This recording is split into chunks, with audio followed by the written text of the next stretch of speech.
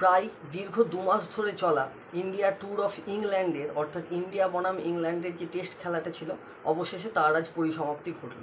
অর্থাৎ আজকে পঞ্চম টেস্টের পঞ্চম দিনে সেই ইন্ডিয়া ট্যুর অফ ইংল্যান্ড যে 5 দিনের টেস্ট ছিল, সেই 5 দিনের টেস্টের আজকে পরিসমাপ্তি ঘটল। তো এই পরিসংখ্যান নিয়ে আজকে কিছুই বলবো না।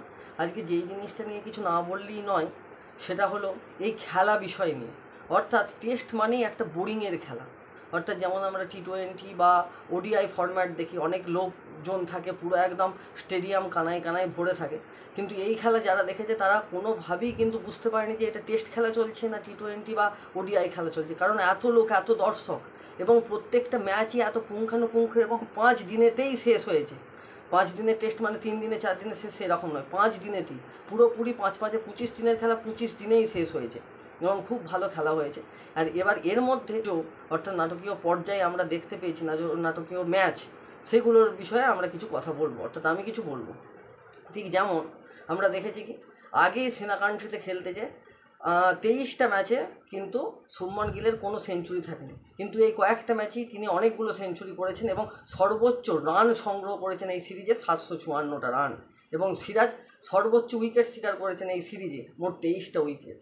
এবং তার থেকেও বেশি যেটা বড় কথা, সেটাও চোট নিয়েও কীভাবে প্লেয়াররা নিজেদের দেশের জন্য এরকম বড় একটা স্যাক্রিফাইস করতে পারে, আমরা কিন্তু এই ম্যাচের সাহায্যেই দেখতে পেয়েছি, আমরা। অর্থাৎ প্রথমে 4th টেস্টের প্রথম দিকে আমরা দেখতে পেয়েছি যে ঋষভ পান্তের পায়ে চোট লেগেছিলো, এবং একটা সময় আমার মনে হয়েছিল যে পাটা হয়তো ভেঙে গেছে, এমনভাবেই জোরে বলটা লেগেছে ক্রিস ওকসের, কিন্তু সেই পা নিয়েও তিনি কিন্তু ফার্স্ট ইনিংস মাঠে নেমেছেন ব্যাট করতে। ঠিক সেরকমই পঞ্চম দিনেতেও হাত ভাঙা অর্থাৎ এলবোতে চোট নিয়েও কিন্তু ক্রিস ওক শুধুমাত্র টিমের স্বার্থে, যাতে টিম আরও জেতার কাছাকাছি যেতে পারে, সেই জন্যই কিন্তু ক্রিস ওকস তিনিও মাঠে নেমেছেন। তো এগুলোই খুব ভালো লাগলো, অর্থাৎ একটা গেম স্পিরিট, মানে খেলাটা শুধু একটা খেলা নয়, এটা দেশের জন্য কিছু একটা করা। তো এগুলোই কিন্তু তুলে ধরে এই টেস্ট ক্রিকেটের মাধ্যমে।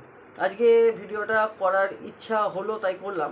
অর্থাৎ খেলাটাকে খুব ভালোবাসি, এবং খেলা 5 দিন মানে এই গত 2 মাস ধরে পুরোপুরি পুঙ্খানুপুঙ্খ দেখেছি।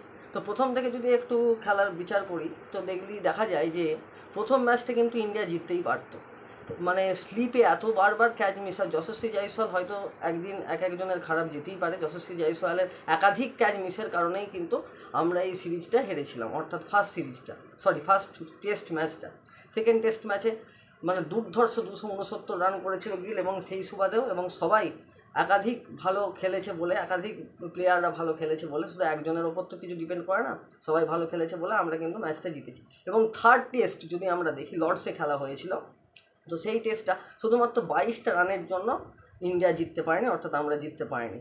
যার খুব বড় প্রচেষ্টা, এবং তার সঙ্গে সহমত ছিল, সহযোগিতা করেছিল অবশ্যই বুমরা এবং সিরাজ।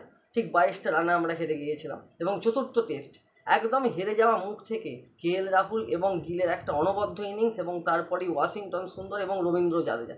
এখানে বলতে গেলে রবীন্দ্র জাদেজার কথাটা কিন্তু বারবার উঠেই আসে, এবং তিনি এই সিরিজে যা পারফরমেন্স করেছেন তাতে তার নামটা উঠে আসাতে একদম বাধ্যতামূলকই। এবং তার সঙ্গে ওয়াশিংটন সুন্দর, আমরা শেষ টেস্টটাতেও দেখেছি কত সুন্দর, একদম খুব দ্রুত একটা 50 রান তিনি করেছেন। এবং আকাশদীপ নাইট ওয়াচম্যানের কাজ করতে এসে তিনিও খুব সুন্দর একটা 66 রানের পাড়ি খেলেছেন। তো পরিসংখ্যার দিকে আর যাচ্ছি না, মোটামুটি সবাই নিজের বেস্টটা দিয়েছে এবং সবাই খুব সুন্দর খেলেছে। কিন্তু তারপরেও যেটা দেখা গেছে, কে জিতলো কে হারলো সেটা পুরোপুরি মানে উল্টো বিষয়। কারণ খেলার মধ্যে হার জিত আছে, একটা টিম জিতবে একটা টিম হারবে, এই রকমই খেলা। কিন্তু এই খেলার মধ্যেও মানে প্লেয়ারদের মধ্যে যে স্পোর্টসম্যান স্পিরিট এবং গেমের জন্য অর্থাৎ দেশের জন্য যে খেলা, সেটা কিন্তু আমরা দেখতে পেয়েছি। মানে শারীরিক দুর্বলতা, অসুস্থতা এবং অক্ষমতা নিয়েও যে কীভাবে ম্যাচ মানে টিমে আসা যায় এবং টিমকে একটা ভালো জায়গায় দাঁড় করানো যায়, সেটা আমরা দেখেছি। তো তাদেরকে স্যালুট, এবং তাদেরকে পুরোপুরি একটা পুরনিশ জানাচ্ছি, বড় পুরনিশ, তাদের জন্য একটা গ্র্যান্ড স্যালুট। আর মোটামুটি এই টিমটা নিয়ে তোমাদের কি মতামত সেগুলো অবশ্যই কমেন্টে জানাবে। তো আমি মনে হলো খুব ছোটো করেই একটা ভিডিও করলাম। অবশ্যই আজকে ইন্ডিয়া ম্যাচটা না জিততে পারলেও, অর্থাৎ ম্যাচটা বললে ভুল হবে, সিরিজটা না জিততে পারলেও সিরিজটা কিন্তু ড্র করেছে। কিন্তু ড্রয়ের থেকেও বড় কথা, এটা কিন্তু ভারতের নৈতিক জয়।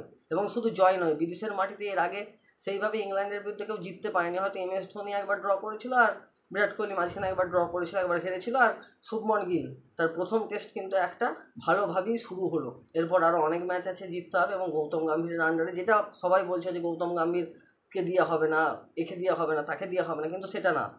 যে যাই বলুক, প্লেয়াররা যদি ঠিক করে খেলে তাহলে অবশ্যই সব কিছুই করা সম্ভব, যেটা কিন্তু ইন্ডিয়ার প্লেয়াররা করে দেখিয়েছে।